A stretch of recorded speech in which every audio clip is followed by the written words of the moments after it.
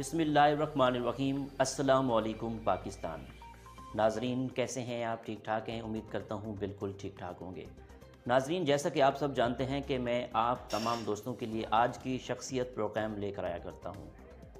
آج میں تحصیل لیاقت پور میں موجود ہوں۔ ناظرین آپ کو آج میں جس شخصیت کا تعارف کروانے جا رہا ہوں وہ کسی تعارف کے محتاج نہیں ہیں۔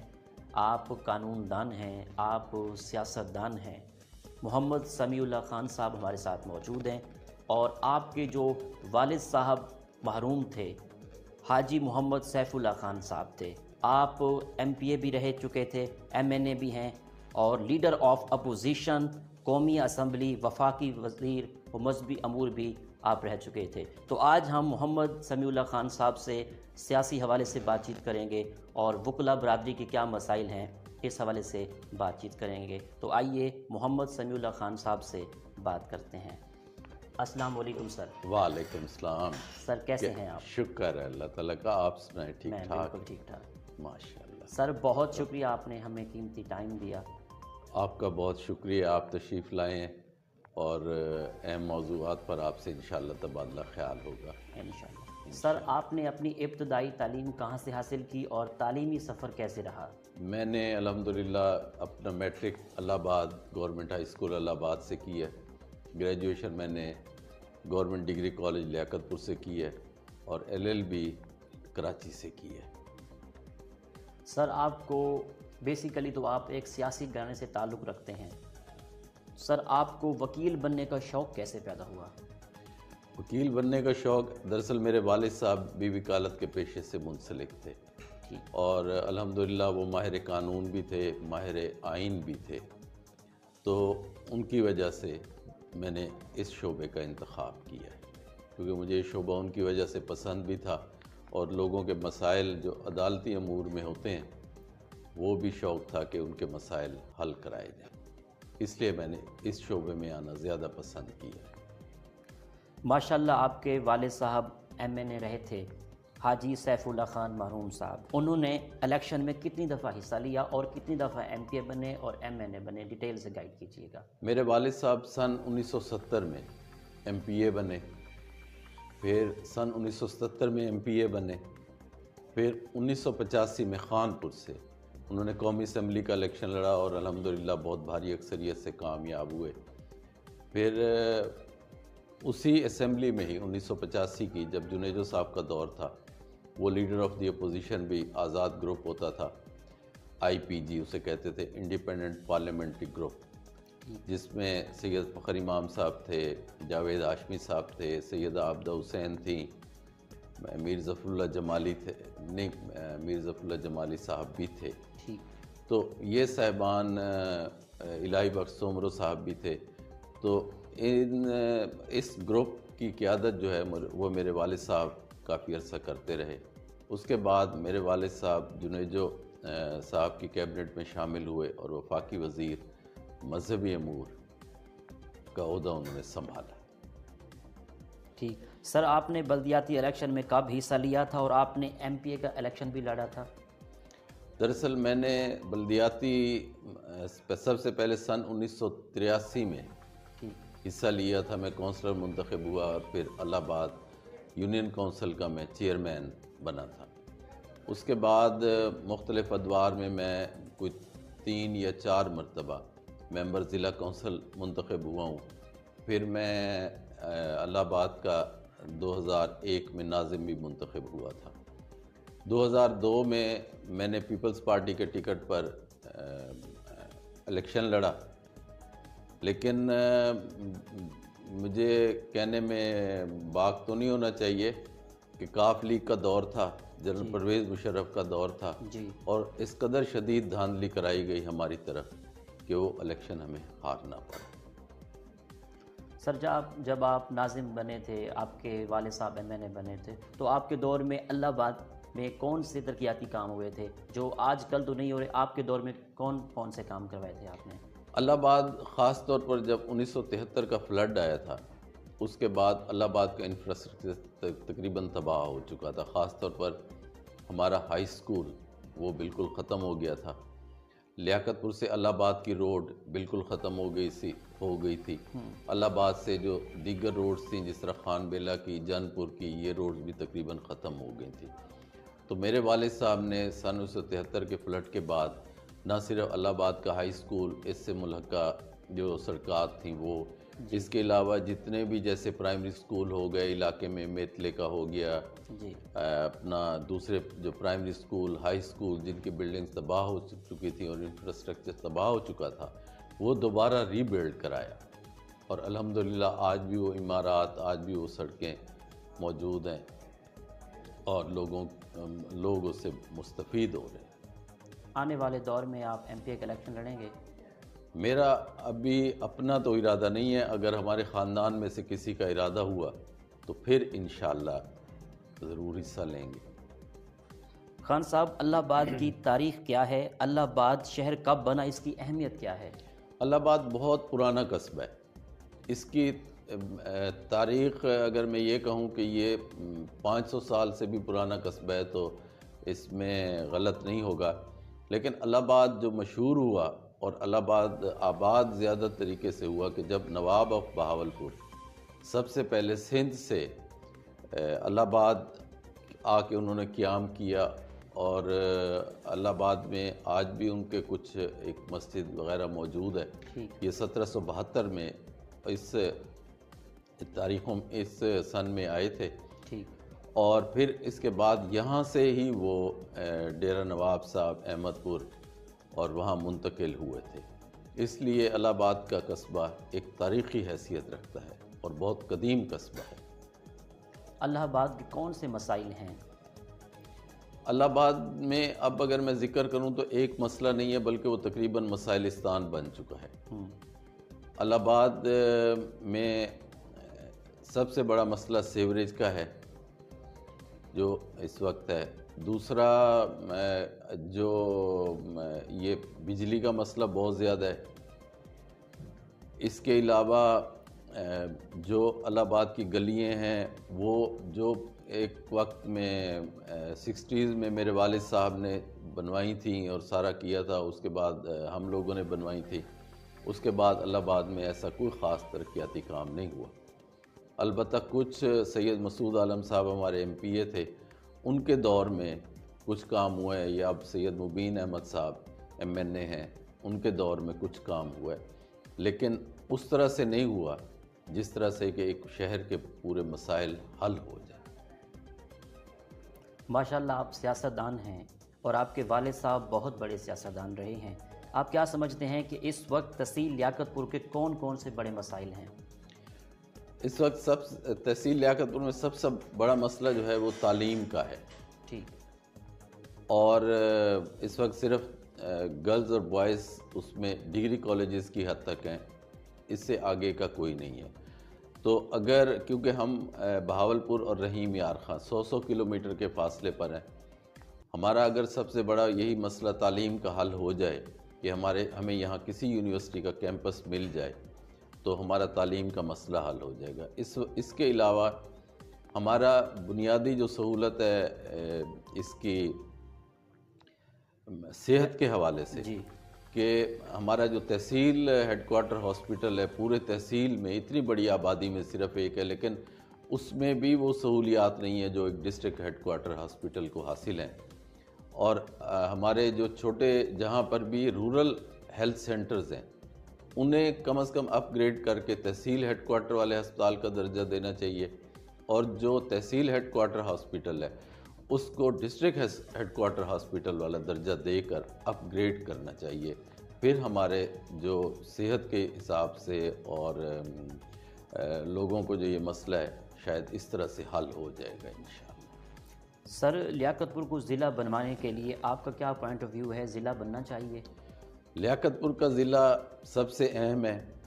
لوگوں کو چھوٹے چھوٹے اپنے مسائل کی خاطر رحیم یار خان جانا پڑتا ہے جو کہ 100 کلومیٹر دور ہے. جی. اگر میں لیاقت پور کی حد سے اگر دیکھوں جو ترنڈا محمد پناہ اور اس سے بھی پیچھے شروع ہوتی ہے تو تقریباً 120-125 کلومیٹر سے لوگ سفر کر کے رحیم یار خان جاتے ہیں. اور جب رحیم یار خان جاتے ہیں تو وہاں دفتروں میں شاید ہی کوئی صاحب ملے. نتیجہ یہ ہے ایک چھوٹے چھوٹے کام کے لیے بھی انہیں کئی چکر لگانے پڑتے ہیں.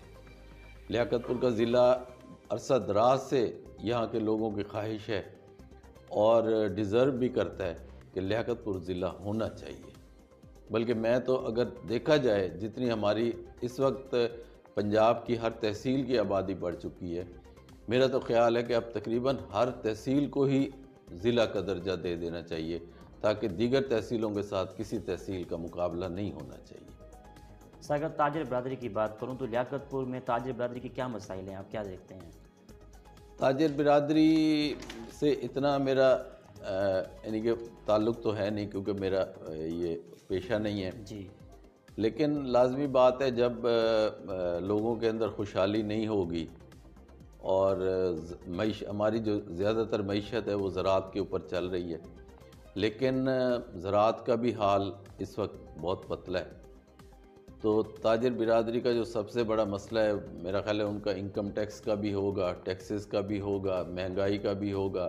دوسرا زراعت جب تک ہمارے علاقے کی بحال نہیں ہوگی میرا خیال ہے تاجروں کے شاید مسائل حل نہ ہو سکے. آپ کی سیاسی وابستگی کس پارٹی سے ہے؟ اس وقت اگر میں حقائق کی نظر سے دیکھوں تو میرا کسی سیاسی پارٹی سے کوئی تعلق نہیں ہے. ٹھیک. لیکن اب ہم نے سیاسی پارٹیوں سے ہٹ کے اپنے گروپ کو اہمیت دے رہے ہیں اور ہمارا جو گروپ ہے وہ مخدوم سید احمد عالم انور صاحب، مخدوم سید مبین احمد صاحب اور مخدوم سید مسعود عالم صاحب کے ساتھ ہے، کیونکہ وہ علاقے کے لیے ترقی بھی کے لیے کوشش بھی کر رہے ہیں، کام بھی کر رہے ہیں. تو ہمارا انہی کے ساتھ تعلق ہے اور ہم گروپ کی حیثیت سے ان کے ساتھ ہیں. ٹھیک. سر آپ کے والد صاحب جب ایم این اے تھے تو انہوں نے ایک تقریر کی تھی، وہ سنا ہے وہ بہت لمبی تقریر تھی، تو کتنی دیر کی تقریر تھی اور اس حوالے سے تھی جو بعد میں بی بی سی پہ بھی نشر ہوئی تھی، اس بارے میں آپ کیا کہتے ہیں اس بارے میں؟ جی ہاں، میرے والد صاحب نے ایک تحریک استحقاق پیش کی تھی جب جنیجو دور میں جب اپوزیشن میں تھے کہ مارشاء اللہ جو ہے وہ ملک کے لیے بہتر نہیں ہے اور مارشاء اللہ اور جمہوریت ایک ساتھ اکٹھے نہیں چل سکتے. اس پر انہوں نے تحریک استحقاق پیش کی اور سید فخر امام اس وقت اسپیکر نیشنل اسمبلی تھے. اس پر انہوں نے تقریباً 6 یا 7 گھنٹے لگاتار مارشاء اللہ کے خلاف. والد صاحب کا وکلا میں قانون دانوں میں بہت بڑا نام ہے، شمار ہوتا ہے، تو پاکستان میں انہوں نے کہاں سے تعلیم حاصل کی تھی؟ میرے والد صاحب نے بھی ابتدائی تعلیم تو اللہ آباد سے حاصل کی تھی. اس وقت یہاں پر مڈل سکول ہوتا تھا. پھر انہوں نے میٹرک خانپور سے کیا، گریجویشن انہوں نے بہاولپور سے کی. اس کے بعد انہوں نے قانون کی جو تعلیم تھی وہ کراچی سے حاصل کی. پاکستان کا جو کانسٹیٹیوشن بنا ہے 1973 کا، اس کانسٹیٹیوشن کے اندر بھی سنا ہے کہ آپ کے والد صاحب کی کنٹریبیوشن ہے قانون بنانے میں، اس میں کیا حقیقت ہے؟ ذرا اس پر روشنی ڈالیں. پاکستان کا آئین تو بنا تھا 1973 میں، لیکن جب میرے والد صاحب 1985 میں منتخب ہوئے ممبر قومی اسمبلی اور لیڈر آف دی اپوزیشن، جی، تو جنرل ضیاء الحق نے آئین کا مکمل حلیہ بگاڑنے کے لیے 8ویں ترمیم پیش کی. ٹھیک سر. تو اس پر میرے والد صاحب نے بطور اپوزیشن لیڈر اور اپوزیشن کو ساتھ لے کے اس آئینی ترمیم کی شدید مخالفت کی اور اس آئینی ترمیم کو دوبارہ ری سٹرکچر کیا گیا اور ایسے پھر اس ترمیم میں ہی ایسی پھر کافی ترامیم ہو گئیں جو کہ اپوزیشن کے لیے اور پاکستان کے عوام کے لیے کافی حد تک قابل قبول تھی.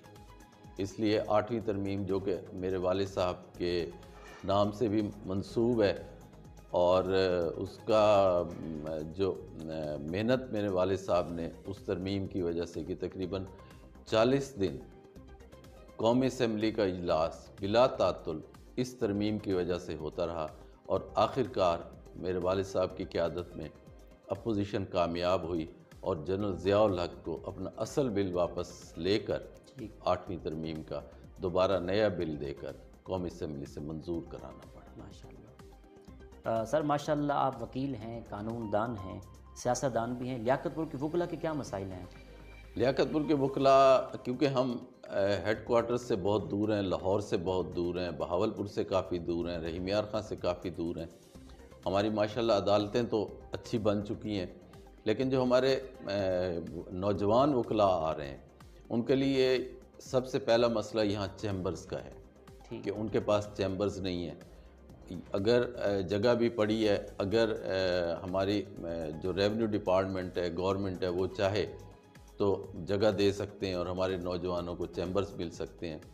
دوسرا سب سے بڑا مسئلہ ہماری یہاں کی لائبریری کا ہے کہ میرا خیال ہے کچھ بار میں یہ لیاقت پور بار بھی شامل ہوگی جس کی لائبریری اپ ٹو ڈیٹ نہیں ہے، کتابیں بھی نہیں ہیں. دوسرا آج کل ای لائبریری کا رجحان زیادہ ہو رہا ہے، اس سے بھی یہ کنیکٹ نہیں ہے، جس سے ہمارے نوجوان وکلاء اور ہمیں بھی جب بھی کسی کیس لا وغیرہ کے متعلق دیکھنا ہوتا ہے تو کافی مشکلات آتی ہیں. تو اگر یہاں پر چیمبرز کا مسئلہ حل ہو جائے اور لائبریری کا مسئلہ حل ہو جائے تو میرا خیال ہے کہ ہمارے وکلاء کو کافی سہولت ہو جائے گی. سر اگر بار کے الیکشن کی بات کروں تو کبھی بار کا الیکشن آپ نے لڑا ہے؟ نہیں، میں نے کبھی نہیں لڑا. آئندہ ارادہ ہے لڑنا؟ آئندہ بھی کوئی ارادہ نہیں ہے بار کا الیکشن لڑنے کی، کیونکہ ہم اب جو ہمارے نوجوان دوست ہیں، گروپ ہیں، جی ہم ان کا ساتھ دے دیتے ہیں. پھر خاص طور پر کیونکہ ہمارا باہر کی سیاست سے تعلق ہوتا ہے جی تو اس لیے ہمارے لیے یہ بھی مناسب نہیں ہوتا کہ ہم باہر کی بھی سیاست کریں اور باہر کی بھی سیاست کریں.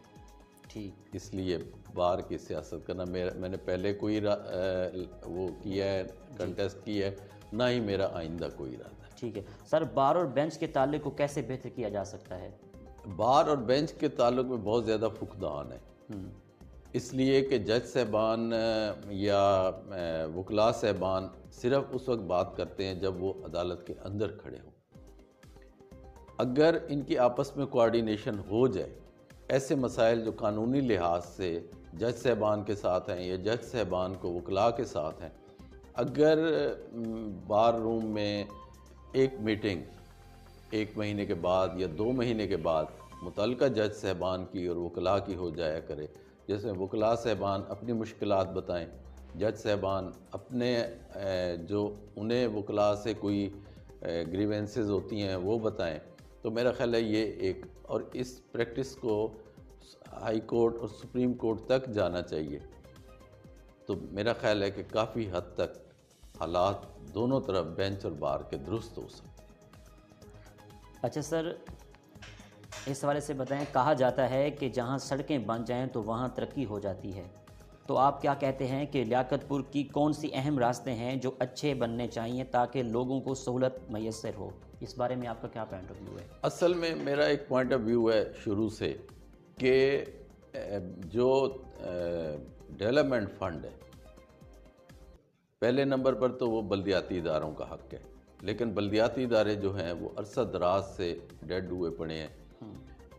اور دوسرے نمبر پر یہ ہے کہ بجائے M N A M P As کی پرائرٹی سے فنڈز دینے کی بجائے ایک پورا سائٹ پلان بنانا چاہیے پوری تحصیل کا، کہ کہاں سڑک کی ضرورت ہے، کہاں سکول کی ضرورت ہے، کہاں بجلی کی ضرورت ہے، کہاں گیس کی ضرورت ہے، کہاں ایگریکلچر والوں کی ضرورت ہے. تو اگر ایک جس طرح پوری دنیا میں ترقی یافتہ ممالک میں یا ان ممالک میں ہوتا ہے وہاں ایم پی ایم این اے کو فنڈ نہیں دیے جاتے بلکہ عوامی ضرورت کے تحت فنڈز دیے جاتے ہیں.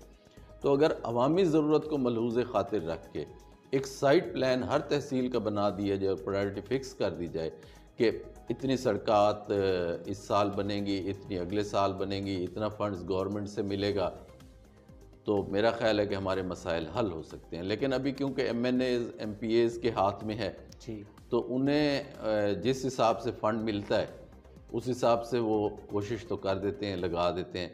لیکن جس طرح ایک ہماری سڑکیں ٹوٹ پھوٹ کا شکار ہیں، اب وہ اگر ان سڑکوں پر خرچ کریں تو اصل سڑکیں جو بالکل کچی ہیں ان پر پھر فنڈز نہیں لگ سکتے. تو مسئلہ تو کافی ہے سڑکوں کا، پرانی سڑکیں ٹوٹ پھوٹ چکی ہیں. تو اگر گورنمنٹ بجائے ایم پی ایز بے شک M N As M P As سے مشاورت کرے، لیکن ہر تحصیل کا اپنا ایک سائٹ پلان ہونا چاہیے. سر ملک کی سیاسی صورتحال پر آپ کا کیا تبصرہ ہے؟ ملک کی سمت جا رہا ہے کہ آیا کہ یہ تبدیلی سرکار جو آئی ہے اس میں کوئی ترقی ہو رہی ہے یا ملک میں کوئی ڈیولپمنٹ ہو رہی ہے یا نہیں؟ اس حوالے سے آپ کا کیا پوائنٹ آف ویو ہے؟ میرا اپنا جہاں تک خیال ہے کہ اس حکومت نے ایسا کوئی خاص ڈیلیور نہیں کیا پبلک کو، خاص طور پر مہنگائی، ڈیولپمنٹ جو پہلے ہو رہی تھی اس حساب سے بھی نہیں ہو رہی، کرپشن جو جس طرح کے وعدے یہ کر کے آئے تھے کہ کرپشن ختم کریں گے، بلکہ کرپشن مزید بڑھ گئی ہے۔ تو ایز سچ میں یہ نہیں کہہ سکتا ہوں کہ یہ حکومت جو موجودہ حکومت ہے، انہوں نے چاہے جو بھی نعرے لگائے تھے، یہ اپنے اس نہ صرف ان نعروں کے جواب میں ناکام ہو چکے ہیں، بلکہ ایسا کوئی فی الحال تو ہمیں نہیں نظر آ رہا کہ انہوں نے عوام کی بہتری، عوام کی فلاح کے لیے اب تک کوئی قدم اٹھایا۔ ملک کی معیشت کس حد تک سٹرونگ ہے آپ دیکھتے ہیں؟ دیکھیں، میں ملک کی معیشت کو، کیونکہ ہمارا تعلق دیہات سے ہے، میں تو دیہات کے حوالے سے دیکھتا ہوں۔ جی، ہمارے دیہات کے لوگ بہت زیادہ مشکلات کا شکار ہیں۔ جی، دیہات کے لوگوں کو آپ ایسے سمجھیں کہ کوئی بھی سہولت نہیں ہے، نہ یہاں انہیں تعلیم کی سہولت ہے، نہ اس کی تفریح کی کوئی سہولت ہے، نہ صحت کی کوئی سہولت ہے، اور نہ ہی کیا کہنا چاہیے، جو جس طرح انہیں خالص بیج، ادویات، کوئی جس طرح لائف سٹاک کا معاملہ ہے۔ تو جب تک دیہات کے لوگوں پر صحیح طریقے سے توجہ نہیں دی جائے گی، اس وقت تک ہماری معیشت درست ہو ہی نہیں سکتی۔ تو اس لیے میری تو حکومت سے اپیل ہے کہ دیہات کے لوگوں پر توجہ دے، انہیں سہولیات دے، تاکہ جتنی ہم دیہات کے لوگ ملکی معیشت کے لیے محنت کرتے ہیں، شاید کوئی اور طبقہ کرتا ہو، لیکن سب سے محروم بھی ہم دیہات کے لوگ ہیں، اور ہمارا کسان ہے، چھوٹا زمیندار ہے، کاشتکار ہے۔ تو ان پر اگر توجہ دے دی جائے تو ہماری ملکی معیشت کافی حد تک سنبھل جائے گی۔ سر مخدوم سید مبین عالم صاحب MNA لیاقت پور کی لیڈرشپ میں آج کل لیاقت پور میں کون سے ڈیولپمنٹ پر کام ہو رہے ہیں؟ کچھ ترقیاتی کام ہو رہے ہیں؟ جی ہاں، مخدوم سید مبین احمد صاحب کا بہت پرانا سیاسی خاندان ہے، اور واقعی اس میں کوئی شک نہیں ہے کہ ایماندار لوگ ہیں۔ جو بھی انہیں فنڈ ملتا ہے وہ عوام کی ترقی پر لگا دیتے ہیں، لیکن محدود فنڈز ہیں، مسائل بہت زیادہ ہیں۔ مخدوم سید مسعود عالم صاحب جو ہمارے پہلے MPA تھے، انہوں نے بہت زیادہ کام کرائے تھے۔ اپنا مبین احمد صاحب بھی، جی، ہماری کافی بستیوں میں بجلی بھی آ چکی ہے، جہاں جہاں انہیں فنڈز ملتا ہے، روڈز بھی بن چکی ہیں۔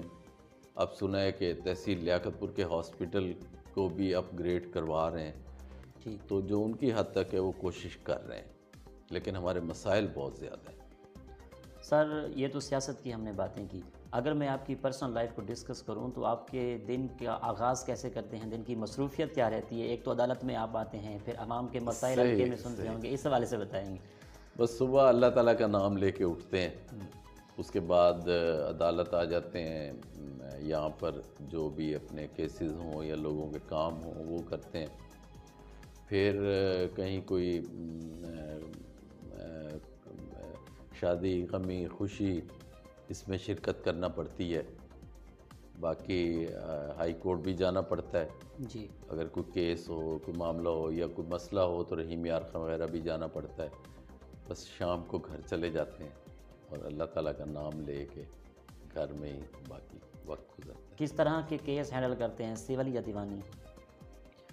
میں اصل میں میرے لیے کوئی یہ نہیں ہے کہ دیوانی ہو یا سول ہو، لیکن میرا اپنا ریسرچ کا زیادہ کام ہے۔ میں نے اپنا جو شعبہ لا میں وہ اڈاپٹ کیا ہے، جی، وہ ریسرچ پر ہے، اور ہم نے ایک تھنک ٹینک یا NGO کہیں وہ بھی بنائی ہے، جس کا نام ہم نے research forum of law and justice رکھا ہے۔ تو جو لوگوں کو لیگل میٹرز پر مشکلات ہیں اور وہ لا ریفارم سے حل ہو سکتی ہیں، ہم کوشش کر رہے ہیں کہ اس میں وہ تجاویز مرتب کریں کہ کس قانون میں کیا خرابی ہے، اس میں کیا ریفارمز ہونے چاہیے. جس طرح اب 112 سال کے بعد سول پروسیجر کوڈ، جس میں ضابطۂ دیوانی کہتے ہیں، اس میں اب کچھ ترامیم ہوئی ہیں جس سے شاید لوگوں کے کچھ مسئلے حل ہو جائیں. آپ خود سوچیں کہ جب 112 سال میں کسی قانون میں ترمیم ہی نہ ہو، انگریزوں کے دور کے بنائے ہوئے قوانین ہیں جی جو ہماری اسمبلی ہیں اپنے اس اصل کام کی طرف توجہ بھی نہیں دے رہی. تو میری تو اب زیادہ تر کوشش یہ ہے کہ حکومت کی، اسمبلیز کی، عوامی نمائندوں کی توجہ اس طرف دلائی جائے اور لوگوں کے اندر آگہی، اویئرنیس وہ دلائی جائے تاکہ انہیں پتہ ہو کہ ان کے کیا مسائل ہیں اور ان کے مسائل کس طرح سے حل ہو سکتے ہیں. کتابیں پڑھتے ہیں آپ؟ ضرور ضرور. آپ کے فیوریٹ رائٹر کون ہیں؟ فیوریٹ رائٹر تو میں ایز سچ علامہ اقبال کا نام لے سکتا ہوں، اور جو خاص طور پر سفر نامے وہ میرے لیے، جس طرح مستنصر حسین طارر صاحب کا ہو گیا، ایک الطاف صاحب ہیں ان کا ہو گیا، تو سفر نامے جو ہیں وہ میں زیادہ شوق سے پڑھتا ہوں. آپ کی آئیڈیل پرسنالٹی کون ہے؟ آئیڈیل پرسنالٹی اگر میں مذہبی لحاظ سے دیکھوں یا دنیاوی لحاظ سے، وہ تو رسول اللہ صلی اللہ علیہ وسلم کی ذات ہے. اور رسول اللہ صلی اللہ علیہ وسلم کے بعد خلفائے راشدین کی ہستیاں ہیں جو ہمارے لیے قابل تقلید اور قابل مثال ہیں. اور اگر میں آج کل کے حالات میں دیکھوں تو جس طرح قائد اعظم رحمۃ اللہ علیہ ہو گئے، علامہ اقبال رحمۃ اللہ علیہ ہو گئے، مولانا ابوالکلام آزاد رحمۃ اللہ علیہ ہو گئے، ان کے علاوہ ذوالفقار علی بھٹو ہو گئے، محمد خان جنیجو، وہ بھی میری ایک پسندیدہ شخصیت تھے. لیکن جن سے میں نے زیادہ رہنمائی اور جو میرے اصل آئیڈیل ہیں وہ میرے اپنے والد صاحب ہیں، حاجی محمد سیف اللہ. زبردست، ماشاء اللہ. اجد سر، اپنے حلقے کی عوام کو، اللہ آباد کی عوام کو، لیاقت پور کی عوام کو، سننے والوں کو، دیکھنے والوں کو آپ آخر میں کیا پیغام دیں گے؟ میں تو پیغام میری طرف سے تو یہی ہے کہ اگر ہمارے دیہات کے لوگ جس طرح بھی کوشش کریں اپنے بچوں کو تعلیم دیں. تعلیم کے بغیر کوئی قوم، کوئی ملک ترقی نہیں کر سکتا. گو ہمارے یہاں پر وہ سہولتیں نہیں ہیں، لیکن پھر بھی کوشش کریں کہ خود کو غربت سے نکالنے کے لیے، مجبوریوں سے نکالنے کے لیے، مسائل سے نکالنے کے لیے اپنے بچوں کی تعلیم پر توجہ دیں. یہی میرا ایک خاص پیغام ہے ان کے لیے. بہت شکریہ آپ کا، آپ نے ہمیں قیمتی ٹائم دیا. آپ کا بہت شکریہ. اللہ تعالیٰ خوش رکھیں. اللہ آپ کو زندگی کے ہر موڑ پر کامیابی. آمین. آپ کو بھی اللہ تعالیٰ. بہت شکریہ. جی تو ناظرین، آپ نے آج کا پروگرام سنا. اسی کے ساتھ اپنے میزبان احمد محمود کو اجازت دیجیے. اللہ حافظ. اللہ نگہبان. پاکستان زندہ باد.